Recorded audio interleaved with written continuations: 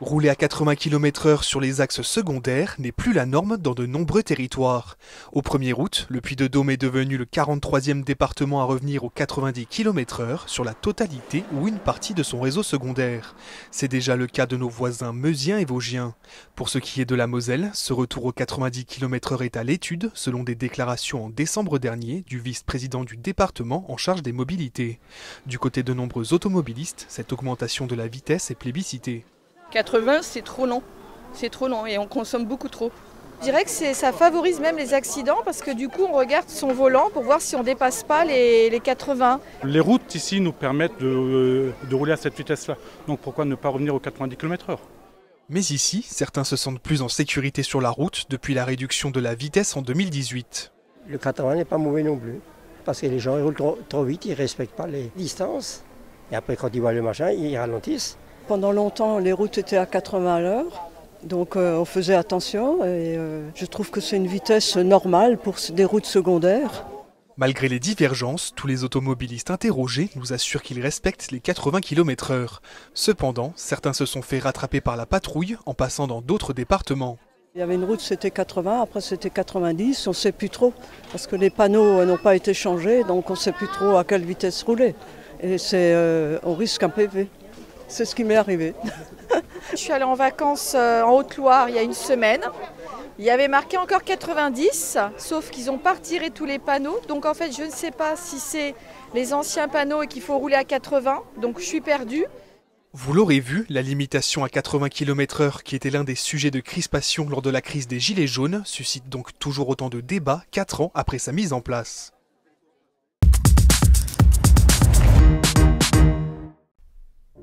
Le département de la Moselle a été placé en vigilance météorologique jaune par Météo France. En effet, tout le département va subir dans ces prochains jours un pic de chaleur qui débutera à partir de mercredi avec une montée de température allant jusqu'à 37 degrés le jeudi. Fort heureusement, le mercure redescendra vendredi 5 août pour atteindre les 31 degrés prévus l'après-midi. Pour cette semaine chaude qui arrive, il est donc recommandé de fermer vos volets la journée et d'ouvrir le matin lorsque les températures ne sont pas encore trop hautes. Évidemment de s'hydrater régulièrement et veiller à la bonne hydratation de tous, surtout les petits et les personnes âgées, mais aussi par exemple de vous humidifier le corps régulièrement pour éviter les coups de chaud. Pour plus d'informations, vous pouvez contacter Canicule Info Service au 080 06 66 66. Depuis lundi 1er août, la France est sortie de l'état d'urgence sanitaire, en vigueur depuis plus de 2 ans suite à la pandémie de Covid-19. On vous explique ce qui change concrètement et ce qui reste d'actualité. Les mesures de contrainte de la vie quotidienne sont abrogées. Le pass sanitaire, le confinement, le port du masque ainsi que le couvre-feu ne pourront plus être rétablis sans le vote du Parlement. Le masque n'est plus obligatoire dans les lieux publics depuis plusieurs mois, sauf dans les établissements de santé et médico-sociaux. Il reste toutefois fortement recommandé par le gouvernement, en particulier dans les lieux clos et les transports en commun. Seules 2 mesures restent à l'ordre du jour. Le maintien du suivi qui permet de connaître le nombre de cas ou d'hospitalisation et la possibilité d'imposer un test négatif pour les voyageurs de plus de 12 ans, quittant ou retrouvant la métropole ou les Outre-mer. Le pic de la 7e vague de Covid-19 semble être passé. 31 535 personnes ont été contaminées en 24 heures le 31 juillet, en baisse de 37% sur les 7 derniers jours. C'était il y a 1 an maintenant, le 2 août 2021, la procréation médicalement assistée s'ouvrait aux couples de lesbiennes et aux femmes célibataires. Le premier bilan est encourageant. Depuis l'entrée en vigueur de la loi, 12 300 demandes de première consultation ont été recensées. 53% d'entre elles proviennent de femmes célibataires. Depuis septembre dernier, c'est 59 tentatives de PMA, dont 6 en 2021 et 53 en 2022.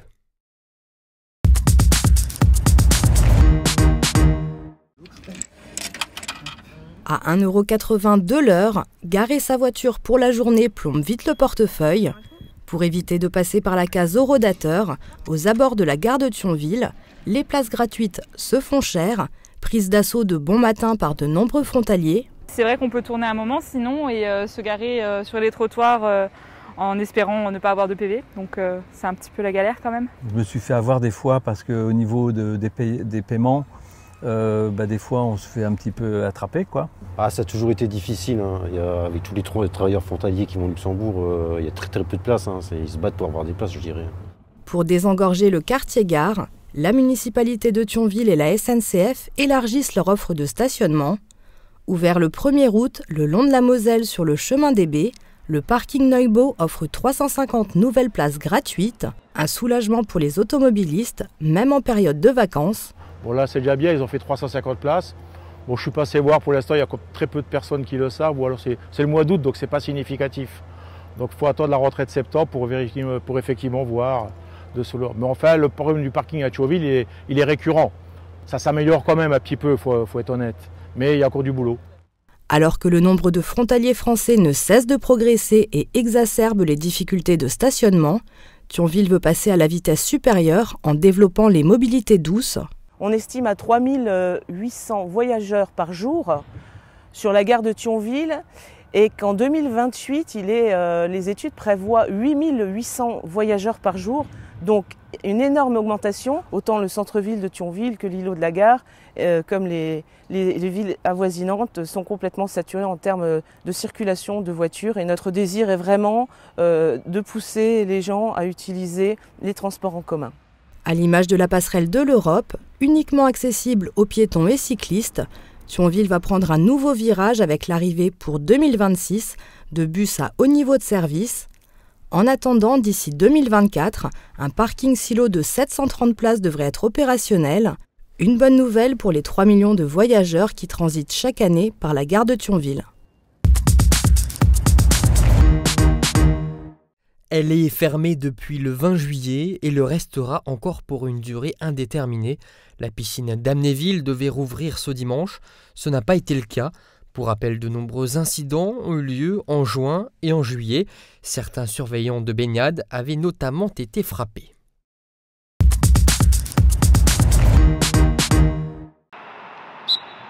Pour cette reprise, les canonniers n'ont pas retrouvé le chemin des parquets de Frescati, mais le gazon synthétique de Deuxavel à côté de Saint-Symphorien. Sous la houlette du préparateur physique Laurent Erlinger, les Messins se sont pliés au traditionnel test de VMA. Bien, c'est ça Romain? Très bien, très content de reprendre après une longue coupure, presque 2 mois. Donc content de découvrir le nouveau coéquipier, le nouveau staff. L'ascension manquée en National 1 est digérée, le groupe se focalise maintenant sur la saison 2022-2023 et pour parvenir à gravir cette marche, les dirigeants du club ont nommé à la tête de l'équipe première Anthony Tomba, un homme de la maison. Entraîneur de la réserve depuis 3 ans, le Messin souhaite recréer un esprit de groupe et gagner en régularité. Je ne suis pas quelqu'un qui me projette sur 2-3 mois, je vais prendre la prépa. Les premiers matchs contre Fürdenheim et après on verra comment ça se passe. Voilà. Moi ce qui m'intéresse c'est vraiment comment le groupe va vivre et va se mettre en place et je pense que si ça se passe bien là, les résultats suivront. J'ai pas de pression, même si tout le monde attend qu'on monte, voilà, moi je me mets pas de pression là-dessus en fait. Là, l'objectif ce serait de faire au moins aussi bien que l'année dernière. Maintenant quand on fait au moins aussi bien que l'année dernière c'est les playoffs. Donc quand tu arrives en playoffs, tu veux monter. Donc moi je pars sur ces objectifs-là parce que les joueurs y ont goûté, la ville y a goûté, mais ce qui m'intéresse surtout, c'est comment mon groupe va vivre et comment ça va se mettre en place. C'est ça qui compte. Un nouveau cycle s'ouvre donc chez les canonniers. Le nouveau coach s'appuiera cette saison sur un petit groupe d'anciens. Alexandre Carolac, Loïc Akono, Gary Florimont, Etienne Horry et Kevin Cali. Le nouveau capitaine après le départ surprise d'Enoch Affa. 2 jeunes pousses sont aussi promus dans l'équipe première. Mais je pense qu'on a un bon groupe, on a un bon staff aussi. Et déjà là, je suis content de l'ambiance qu'il y a et du travail qu'on a pu faire les 2 premières séances. Donc voilà, je suis très content et j'espère qu'on va réussir à atteindre nos objectifs. Pour compenser les départs d'Idriss Makouangou et d'Austin Kaloun, les dirigeants sont allés chercher un enfant du pays, Romain Dardenne. Le natif de Falsbourg est passé par le SLUC Nancy, hier Toulon, Bordeaux pour ne citer que ses clubs. Il espère jouer la montée cette année. Un petit peu d'appréhension, mais beaucoup de fierté. Et puis j'ai envie de prouver sans prétention, mais de prouver que je peux jouer, que j'ai une carrière un petit peu sur le niveau supérieur et apporter toute mon expérience, tout ce que j'ai vécu auparavant aux jeunes, aux moins jeunes, à tout le monde, et puis tout faire pour apporter le plus possible à l'équipe. Vincent Pourchaud, Pape Moudou Mbaye, Mathis Bouvray sont les autres recrues Grenat. Les canonniers ont un mois pour préparer leur première rencontre en National 2 face au Vosbles et ça passe évidemment par une grosse préparation physique. Première et seule recrue estivale du FC Metz cette saison, Ismaël Traoré a été officiellement présenté à la presse ce mardi par Pierre Dréossi. Le défenseur central était libre depuis la fin de son aventure à Angers, où il a évolué pendant 7 saisons. À bientôt 36 ans, l'international camerounais sort d'une saison à 37 matchs de Ligue 1 et en a encore sous le capot. Tu as passé un long moment à Angers. Il était question à un moment, j'ai lu ça, que tu aies une reconversion au club. Finalement, te voilà au FC Metz. C'est aussi un plaisir de prolonger encore justement le plaisir déjà de 2 saisons minimum. Bien sûr. À partir du moment où cette flamme est toujours là et que j'ai toujours envie de jouer tout simplement, voilà, je me battrai toujours pour tout simplement continuer à jouer et prendre du plaisir. Après, le jour où j'aurai plus envie et que mon corps dira stop, voilà, je ne forcerai pas. Je ne vais pas vous mentir, de base j'avais pour projet de découvrir, je voulais découvrir autre chose, aller à l'étranger ou tenter une aventure. J'ai failli justement aller en Turquie avant que le FC Metz m'appelle.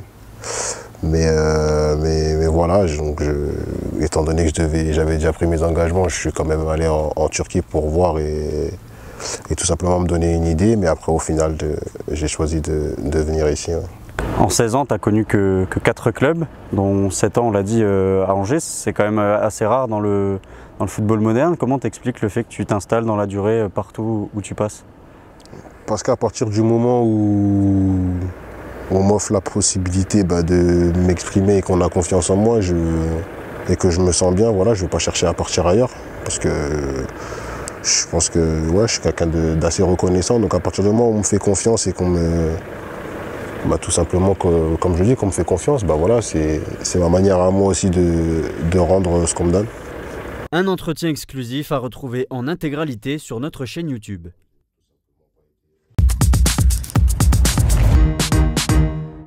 Le milieu de terrain du FC Metz, Warren Chimbembe, expulsé le week-end dernier face à Amiens, disputera la saison 2022-2023 à Guingamp en Ligue 2. Sous le maillot Grenat depuis 2020, le joueur de 24 ans n'a totalisé que 26 apparitions. Il avait d'ailleurs déjà été prêté au club de Mirandés lors de la seconde moitié de saison dernière, en seconde division espagnole. Lié au FC Metz jusqu'en juin 2024, Warren Chimbembe évoluera donc en terre bretonne toute cette saison. Guingamp possède d'ailleurs une option d'achat pour recruter définitivement le joueur.